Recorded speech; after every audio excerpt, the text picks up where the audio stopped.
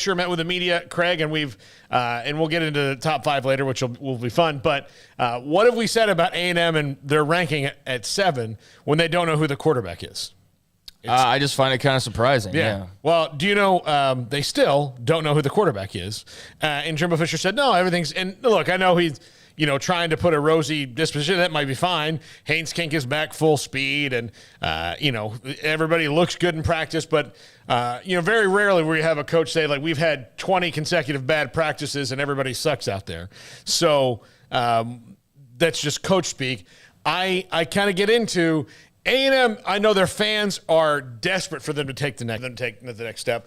Not like 3 or 4 years desperate, like 80 years desperate for them to take the next step. And here they are still kind of spinning their wheels. And when it comes to the quarterback position, look, Haynes King was a highly recruited guy. Connor Weigman, highly recruited guy. Max Johnson has a ton of experience. And I just kind of get the feeling that they might wind up just going with Max Johnson because of the ton of experience that he has. But that doesn't make me feel good about them at number 7. I think they're highly overrated if that's the case, actually. Yeah. I mean, Max Johnson's a fine player. Maybe he'll be great there, but that's not like, oh, yeah, they should be number 7 because Max Johnson's quarterback. I mean, clearly people think they should be number 7 regardless of who the quarterback is. But if it's Max Johnson, quite frankly, like whoever they name, I know that's not their strength anyways, but – yeah, I'm not inspired by that necessarily. I know some guy, well, who's Blake Shapen or who's that? I mean, we got to wait and see, but no, it's not an inspiring choice. It's not what it's supposed to be. It's not like the top recruit that you've been recruiting over the last, like all these recruiting classes and the transfer quarterback's going to be the one that's their big starter in this year where they're going to take the next step. Yeah. That just seems kind of weird to me. And that means that, they've missed on some things because, transfers come into play quite often, but I feel like when you've recruited like they have, you should not be having to resort to a transfer quarterback.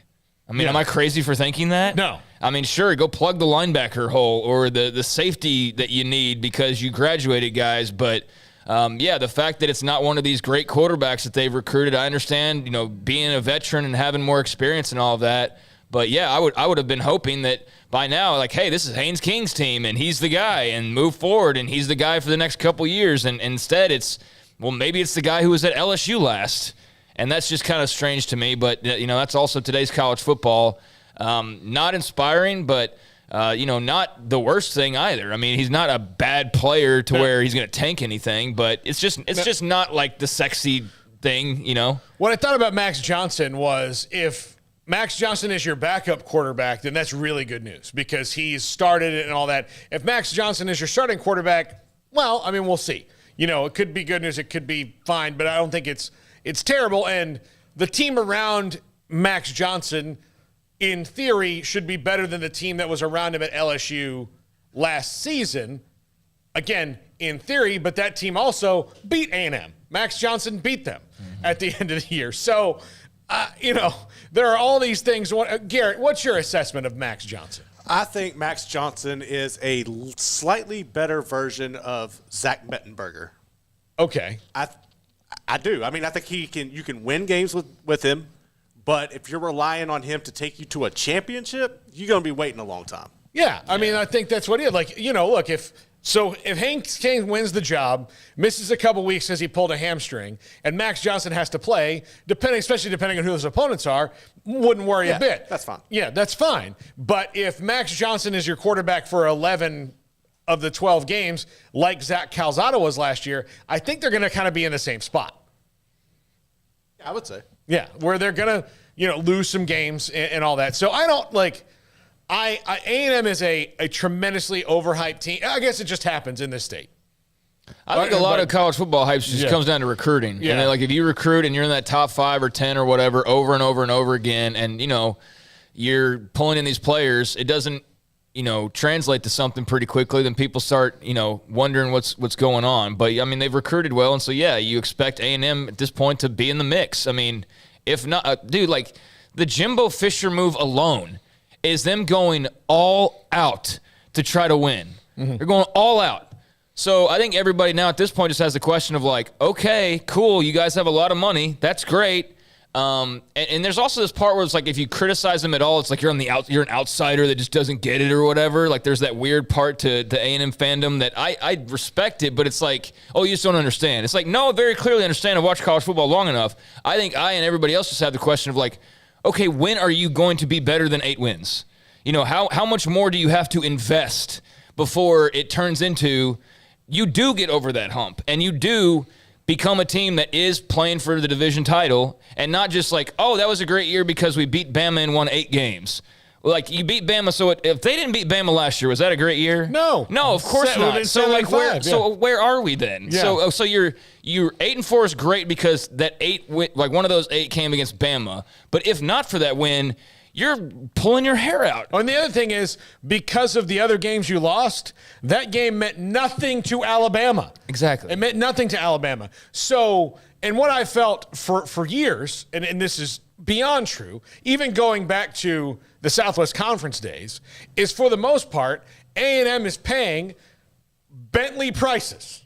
They're getting Ford Explorer results. Yes. Where, listen, I drove a Ford Explorer for a long time. I loved my Ford Explorer. Yep. It was a great car. It was reliable. But if you had told me I could swap it for a Bentley, I would have done it in a second because a Bentley's a Bentley. And A&M is in that huge gap right now where they're reliable. They're 8-4. They're great. You want to take 6 people to a kid's soccer game? Awesome. Load them up in the Explorer.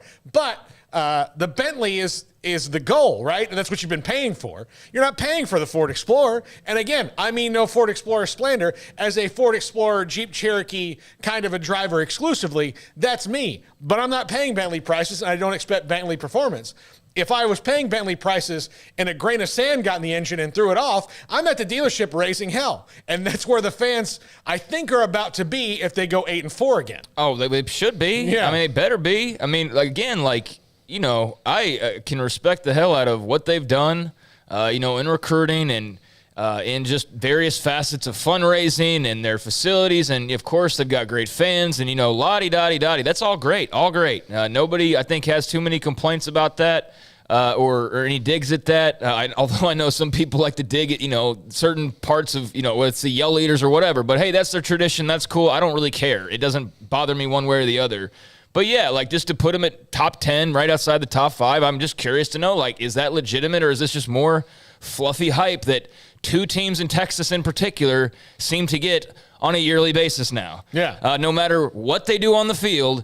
And look, and A&M hasn't been bad on the field. It's just they're team 8-4. That's what they've been for years now. So is this the year where they crack through? I'm interested to see that. And if Max Johnson's the one that leads them there, then great. I just want to see it now because I don't want to roll into next year and they're coming off of 8-4, but they got the number 2 recruiting class. So let's get hyped up again because, quite frankly, I know recruiting's the lifeblood, but I'm kind of sick of that also being the lifeblood of the storylines. Because, yeah, like recruiting matters and those great players matter and you can't win national titles without great players, but I just feel like there's so much emphasis placed on recruiting that it kind of just fuzzies everything in a way. Whether that be expectations from the fans, whether that be expectations from the media or whatever the case may be. But it's like, you know, you don't look any deeper than the fact that they've got 3 consecutive recruiting classes. They should be this or they should be that. But why are they not? Why are they not? And that's what I want to know about A&M if they don't break through this year. So, okay, the recruiting's not the issue. You know, the facilities aren't the issue. The fundraising's not the issue. The fans aren't the issue. The coach isn't the issue. What's the issue? Like, what is it going to take to break through there? And maybe A&M will answer that this year with Max Johnson. We'll see. Yeah, and maybe it's Haynes King. I think they're hoping it's Haynes King. Considering how much they had to, you know, recruit him for years to get him in the fold and the kind of high school career that he had, they would hope translates over there. Super Chat, $10.